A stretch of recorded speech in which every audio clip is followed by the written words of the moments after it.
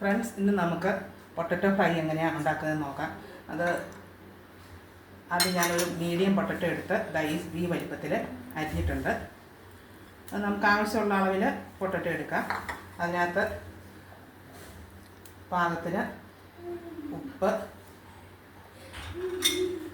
ശകലം മഞ്ഞൾപ്പൊടി, ശകലം ഗരം മസാല, ശകലം മുളക് പൊടി, ഇനി ഇച്ചിരി കറിവേപ്പില, ഇത്രയൊക്കെ നമുക്കത് മിക്സ് ചെയ്തെടുക്കാം. മിക്സ് ചെയ്ത് നല്ലോണം ഞാനത് മിക്സ് ചെയ്തിട്ടുണ്ട്. ഇനി ഞാൻ നേരത്തെ എണ്ണ ചൂടാകാൻ ഇതിവിടെ ഫ്രൈ പാനിനകത്ത് വെച്ചിരുന്നു. നമുക്കതിനകത്തോട്ടിട്ട് ഫ്രൈ ചെയ്തെടുക്കാം. ഇത് കുട്ടികൾക്കൊക്കെ ഭയങ്കര ഇഷ്ടമാകും. കാരണം ഇറച്ചിയോ മീനോ ഒന്നും ഇല്ലാത്തപ്പോൾ നമുക്ക് ചോറിന് കൂട്ടാനും ഒക്കെ ആയിട്ട് നമുക്കിത് കുട്ടികൾക്കും മുതിർന്നവർക്കും ഒക്കെ ഉപയോഗിക്കാവുന്നതാണ്. ഇതെന്തെന്ന് മുരിയട്ടെ.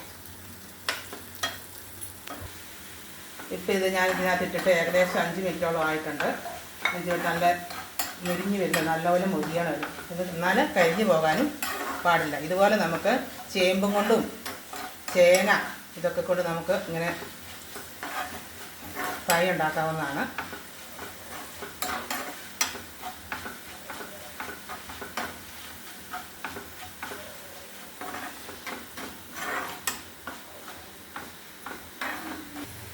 ഇത് പാകമായിട്ടുണ്ട്. നമുക്ക് ഇത് ഈ പരുവത്തിന് കിട്ടിയാൽ മതി.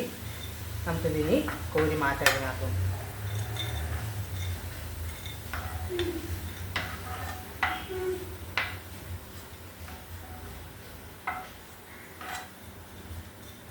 നമ്മുടെ പൊട്ടറ്റോ ഫ്രൈ ഇവിടെ റെഡി.